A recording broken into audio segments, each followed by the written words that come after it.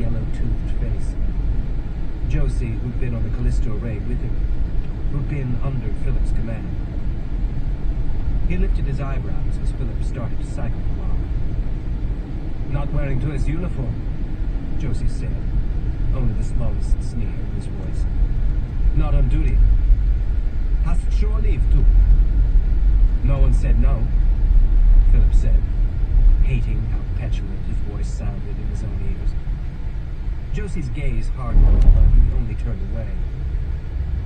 The pressures went equal, or nearly so. When the Pella's outer door slid open, there was still a little pop.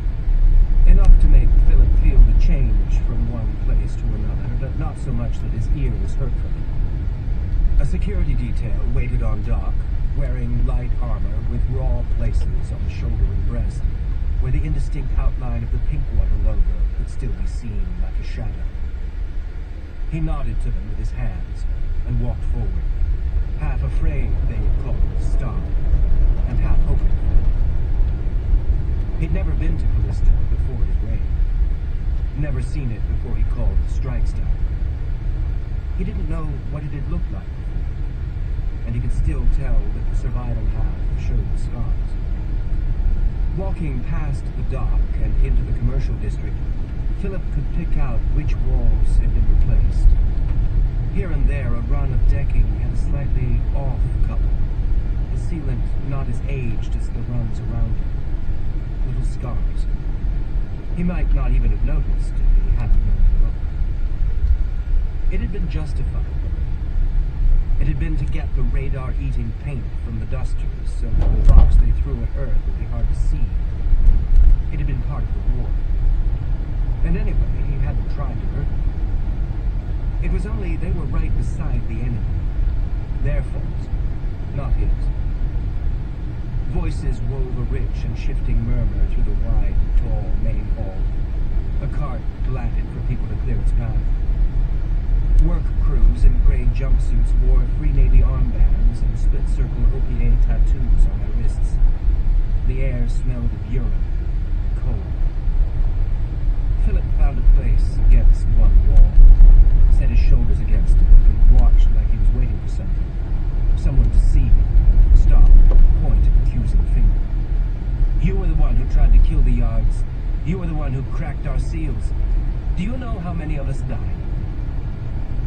He waited for something to happen, but no one took any notice of him one way or the other. He was no one today, a kid with his back against the wall.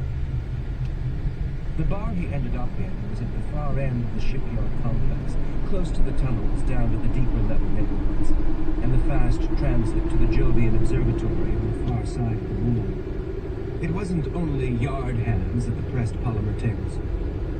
There were girls his own age in bright clothes come up from the residential levels below. Older people in academic-looking rumple hunched over their hand terminals and their beers. He'd known vaguely that there was a good upper university somewhere in Callisto, something associated with the technical institutes on Mars.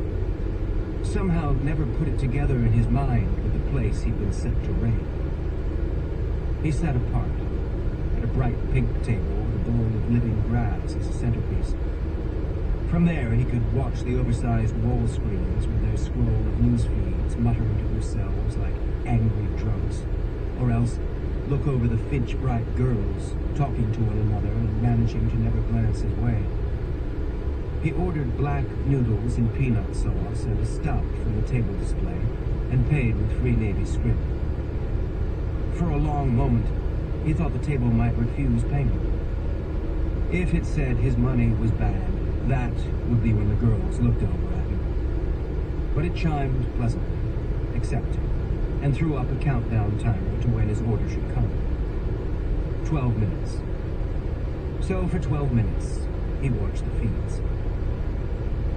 The Earth still dominated, even in its suffering. Images of devastation mixed with earnest-looking newsreaders staring into the camera, or else interviewing other people.